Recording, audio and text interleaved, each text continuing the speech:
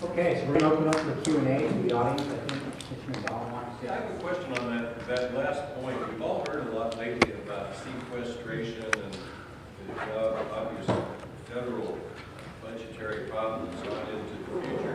Does anyone know how that affects, Steve, for example, how that affects the money that is available or was available? Or does anyone know the sequestration and the likely forthcoming federal problems affect this project? Yeah, it's all a color of money argument, Jim, is basically what it comes down to. And in the state, we set aside, or we did, but the state set aside, I think it was $25 or $26 million when it was clear that the road was not going to be completed in 2002.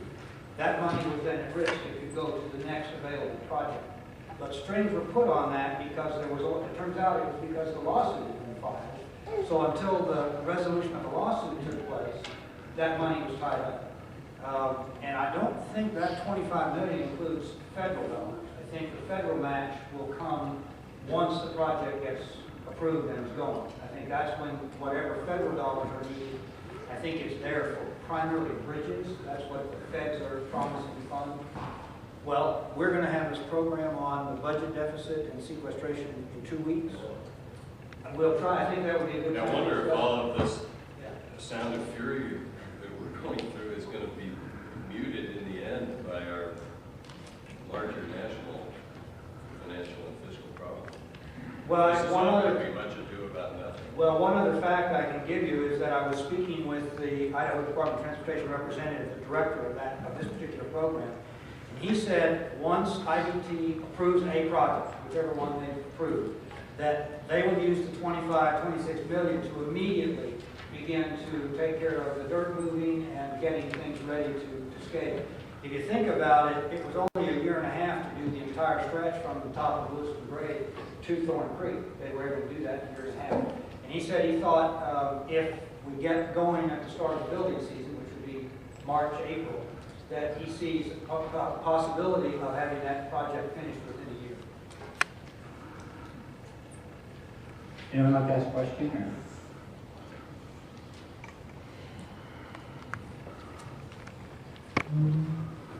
I'd like to ask Mr. Hopkins and Mr. Peterson two questions. Why do you think they haven't done anything to abate the safety issue, such as traffic signs, reduce speed, or center strips?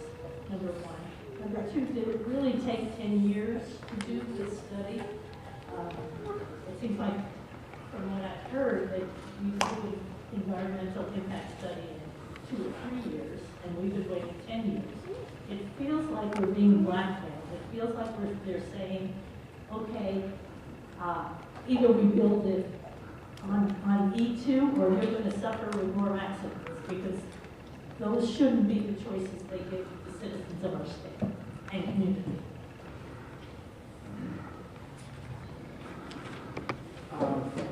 I think that one way to answer that is, I think for one thing, there's a lot of competing uses for the highway dollars. And highway dollars are extremely scarce. So there may not be a lot of motivation on them to move very quickly, because they have so many alternatives to use the scarce highway dollars. So, I think that was a problem with the initial filing, the initial lawsuit.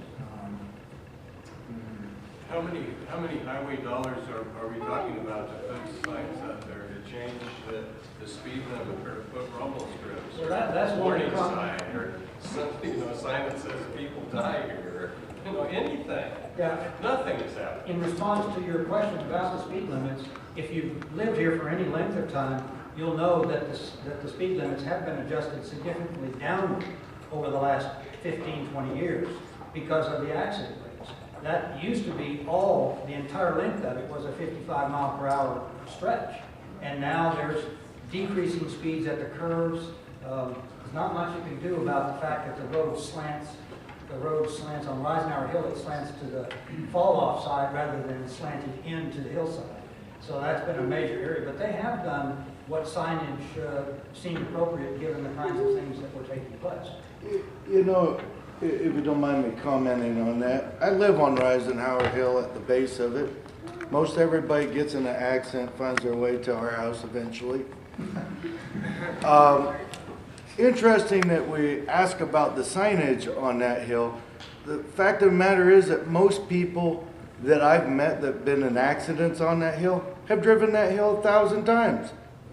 So what good is the sign going to do if they keep driving it and they don't, you know, they already know the hill's there, they already know it's dangerous, they still wind up in my yard. That's what I'm thinking.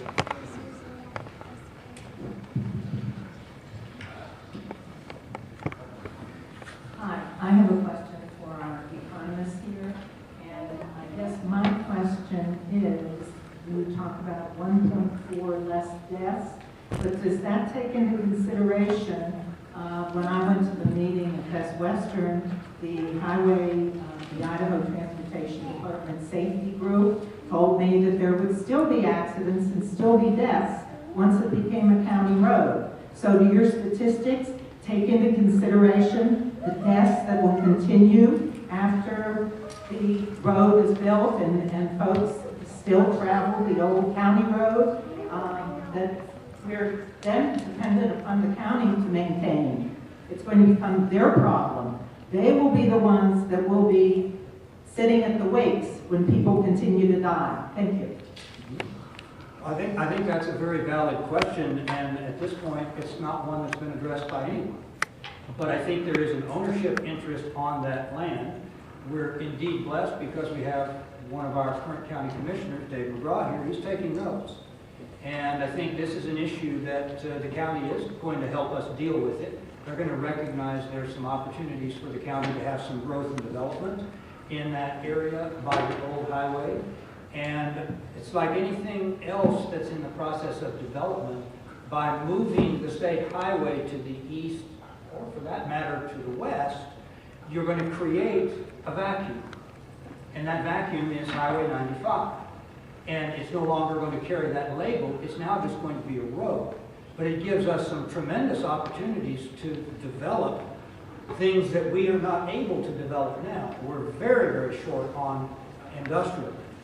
And so it's entirely possible that some of that ground outside of the city limits could be converted into productive ground other than agriculture, broadening our economic base. We may even be able to entice that young fellow over in Pullman who's doing so well, Ed Schweitzer. You may be able to get him to come over here too. You didn't answer my question. I'm trying. Because the comparison of accidents, 1.4 less, does that include the number of accidents predicted on the old road if E2 is built? No, to my understanding, it did not include those accidents. So then there could be a lot more accidents. But that wouldn't be a function of E2 choice. That could be the same for W4 or for C3. I understand. You've got the same problem across the Thank you. board. Yeah, sure. Thanks for the question. What I learned from ITD was that since year 2005, the Idaho State Legislature said that U.S. highways, US95, must be built to federal standards. So the excuse of IDT, if you would, since 2005, is that Band-Aid improvements to the existing highway are not only irrelevant, but not possible, because the requirement is that roadways be built to federal standards.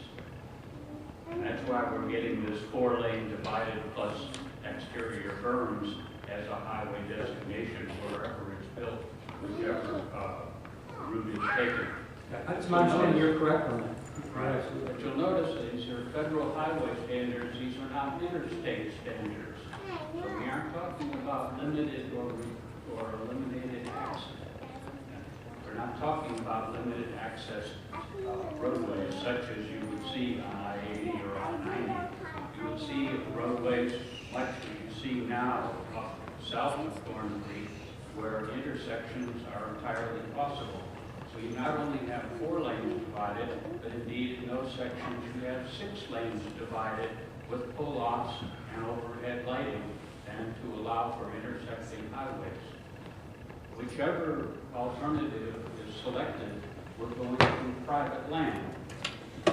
Unfortunately, some of that land might be taken by eminent domain, some may be sold to the landowners. But beyond that, the landowner now has the opportunity to develop that land across the 4-lane divided highway. And I can put in, with a simple zoning change, I can put in a motor business zoning. I can build a 40, 50, 60 home subdivision, all of which comes in onto that highway by an intersecting road. So we're not talking about a simple right-of-way clearance there. We're looking at 20, 30 years down the road at a major suburban expansion in Moscow. And I'm not sure Moscow is really looking at this as an opportunity for suburban sprawl. The rest of the country has already suffered mightily from suburban sprawl. And I think the reason why we're living in Moscow is because we try mightily to avoid that. I think there's a problem 20 years down the road, whichever alternative is selected. I don't have a solution to that. I'm just predicting the future and saying, oh, gee, what did we do 25 years ago?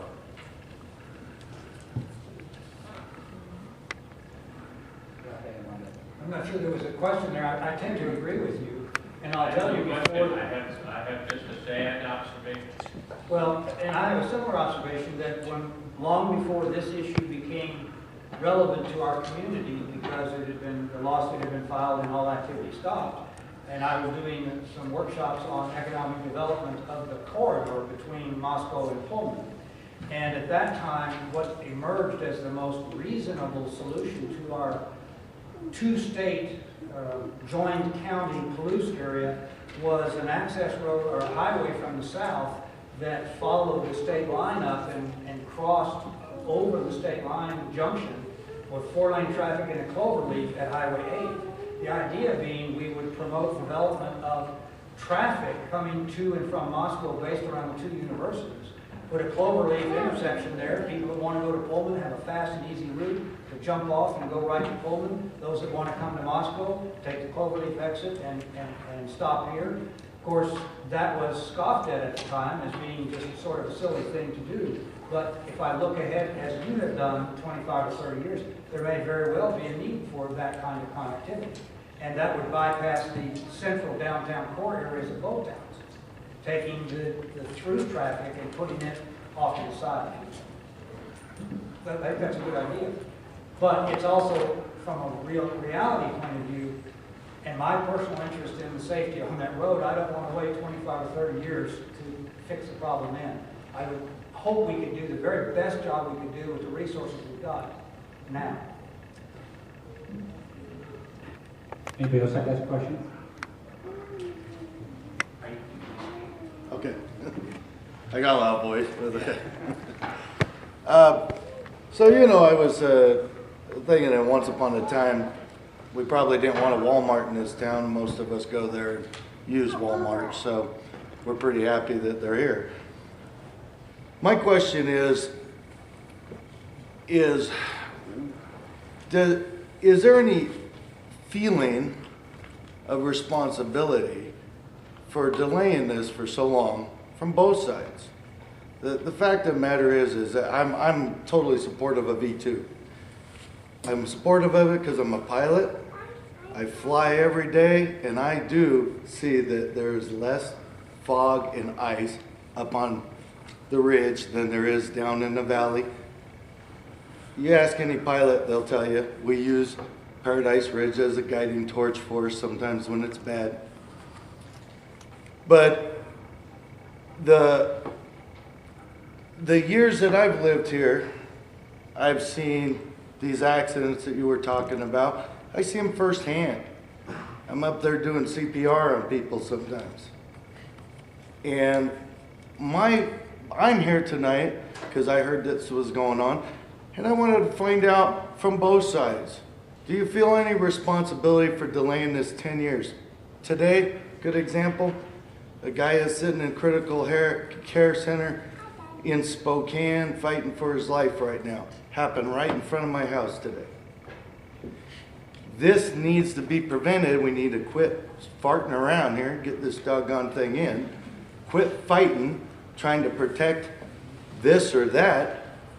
We need to start thinking about safety and put human life safety above all else, because that's what's important. And that's, can I ask both sides to respond to that? It seems to me that the reality, is what it is, that C3 would involve less delay. I think there are less people that would be inclined to file lawsuits and make environmental claims and the like if we stuck with C3 and the existing right-of-way rather than trying to create new right-of-ways. Can you explain why 80% of the landowners that are affected by this support E2? 80%? I've got their petition. Not really. I can't, other than self-interest, the old the NIMBY idea, and I have the NIMBY idea from the other side. So, Do you feel that? I think would explain that. Do you feel then that, I mean, from your viewpoint after reading the environmental impact statement, the safety reports and all that, do you feel that C3 is the safest route possible? Because it still does not get rid of. I'm not a safety expert. I go with the idea that all of the improvements would meet safety criteria. Again, I come back to the idea, if safety really is paramount to ITD, why haven't they done anything when they have jurisdiction? These defense coalition people have no jurisdiction to put signs out there. Well, right at my driveway, it slows the speed limit to 55. There is. Well, it should be 30. I agree with that. If I put speed bumps out there if it was up to me. Why is that not the case? But they did put up a barricade to keep people from coming in my house anymore, so that was cool.